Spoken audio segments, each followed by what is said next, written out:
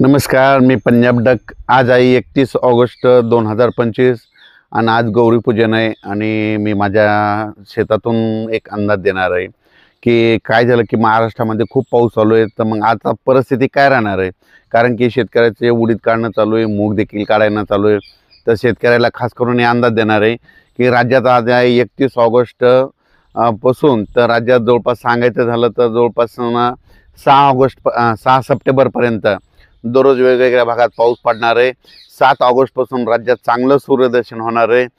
7 ऑगस्टपासून पाऊस विश्रांती घेणार आहे म्हणून हा अंदाज लक्षात घ्यायचा। पण त्यानंतर काय होणार आहे, त्याच्यानंतर सप्टेंबरच्या दुसऱ्या आठवड्यात मात्र राज्यात खूप मोठा पाऊस येणार आहे म्हणून हे देखील अंदाज सगळ्या शेतकऱ्यांना लक्षात द्यायचा।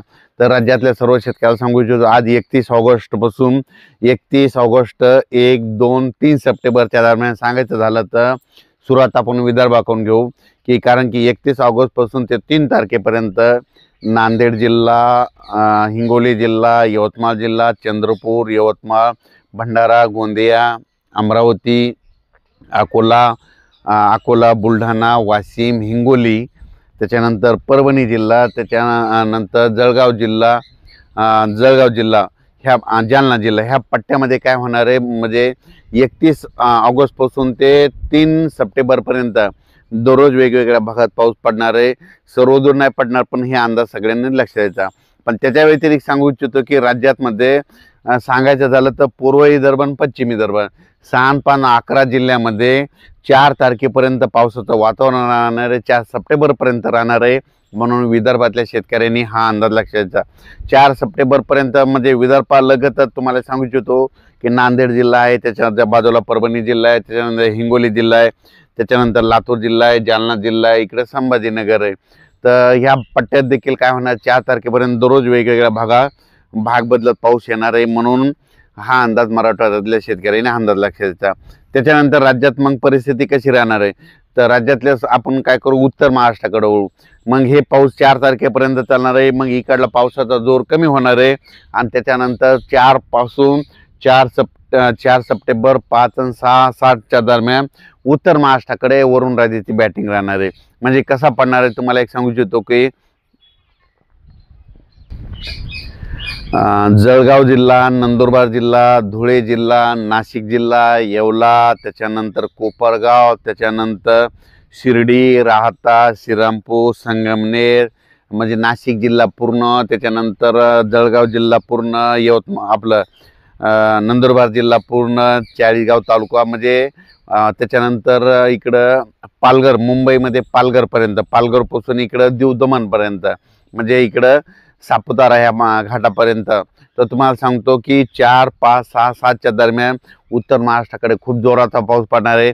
पण सगळ्यात जास्त पाऊस नाशिककडं, त्र्यंबकेश्वरकडं, वणीकडं पडणार आहे म्हणून हा अंदाज 4, 5, 6, 7च्या दरम्यान ह्या उत्तर महाराष्ट्रातल्या शेतकऱ्यांनी लक्षात द्यायचा। हा पाऊस मुंबईला देखील पडणार आहे म्हणून मुंबईच्या जनतेने देखील हा अंदाज लक्षात घ्यायचा।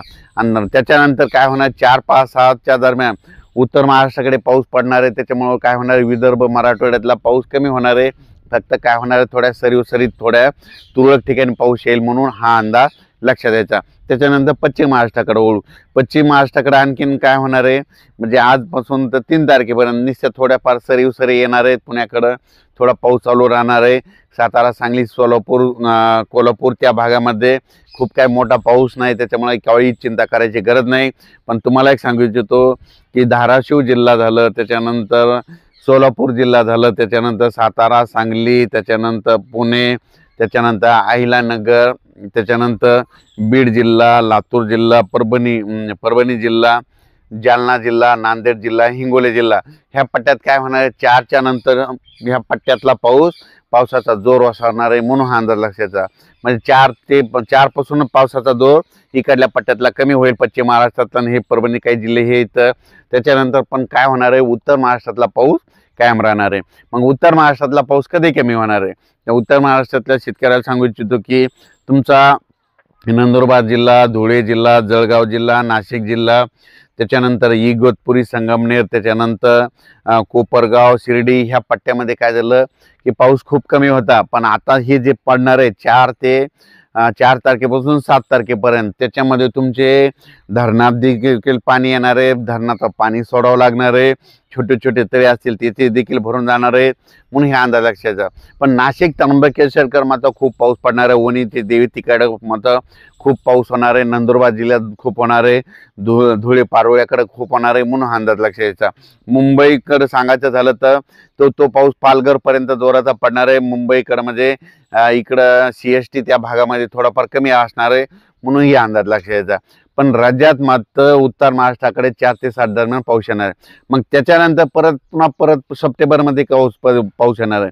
तर सप्टेंबरमध्ये तुम्हाला सांगू इच्छितो की परतीचा पाऊस यावेळेस मला जोरात पडणार आहे. मग सांगायचं झालं तर म्हणजे आपलं सप्टेंबरच्या दुसऱ्या आठवड्यात मात्र मुंबई पुणे नाशिक, सप्टेंबरच्या दुसऱ्या आठवड्यात मुंबई पुणे नाशिक सहित म्हणजे उत्तर महाराष्ट्राकडे काही ठिकाणी अतिवृष्टी देखील होणार आहे, म्हणून हा अंदाज लक्षात द्यायचा. पण राज्यात सांगायचं झालं तर आता सध्यानं 31 ऑगस्ट 1, 2, 3 सप्टेंबरच्या दरम्यान पूर्व विदर्भ, पश्चिम विदर्भ, मराठवाड्याच्या काही जिल्ह्यामध्ये हा पाऊस काय होणार आहे म्हणजे दररोज वेगवेगळ्या भागात थोडाफार चालू राहणार आहे, म्हणून हा अंदाज लक्षात द्यायचा. आणि सर्वदूर कुठं पडणार म्हणजे 31 ऑगस्ट पासून ते 3 सप्टेंबरपर्यंत. मग सारखा पाऊस कोणत्या पट्ट्यात चालू राहणार आहे 31 ऑगस्ट पासून ते 3 सप्टेंबरपर्यंत. तर तुम्हाला एक सांगू इच्छितो की नागपूर जिल्हा, वर्धा जिल्हा, भंडारा जिल्हा, अमरावती, बुलढाणा जिल्हा, त्याच्यानंतर अचलपूर, मोर्शी, त्याच्यानंतर इकडं अकोला तालुका, त्याच्यानंतर वाशिम, इकडं हिंगोली, त्याच्यानंतर बुलढाणा, पुन्हा जळगाव, जामोद घाटाच्या खाली, तसंच जळगाव ह्या पट्ट्यामध्ये मात्र 3 तारखेपर्यंत दररोज वेगवेगळ्या भागात सारखा जोराचा पाऊस पडणार आहे. रात्रीच्याला पाऊस हजेरी लावणार आहे, म्हणून 3 सप्टेंबरपर्यंतचा अंदाज लक्षात यायचा. 4 नंतर त्या भागातला देखील पावसाचा जोर ओसरणार आहे, म्हणून हा अंदाज लक्षात यायचा. पण राज्यात मात्र 7 सप्टेंबरपासून सगळ्या राज्यातला म्हणजे पावसाचा जोर कमी होणार आहे, राज्यात ठिकठिकाणी सूर्यदर्शन होणार आहे, म्हणून हा अंदाज लक्षात यायचा. मग 7 सप्टेंबर नंतर परत राज्यात मग शेतकऱ्याचे बरेच प्रश्न आहेत की मग परत पुन्हा पाऊस कधी येणार. तर परतीचा पाऊस सुरू होणार आहे आणि ते पाऊस काय होणार आहे म्हणजे 12 तारखेच्या नंतर म्हणजे आपण सांगितलं ना 13 सप्टेंबर ते 16-17च्या दरम्यान परत राज्यात परत मोठा पाऊस येणार आहे, म्हणून ही अंदाज लक्षात यायचा. आणि सप्टेंबरच्या शेवटच्या आठवड्यात एकदा पाऊस येणार आहे, म्हणजे सप्टेंबरमध्ये आणखीन 2 मोठे पाऊस पडणार आहे, म्हणून हा अंदाज लक्षात घ्यायचा. अचानक वातावरणात बदल झाला तर लगेच एक मेसेज दिला जाईल, पण राज्यात मात्र आज रात्रीच्याला ठिकठिकाणी बऱ्याच ठिकाणी पावसाला सुरुवात होईल, म्हणून ही अंदाज सगळ्यांनी लक्षात घ्यायचा.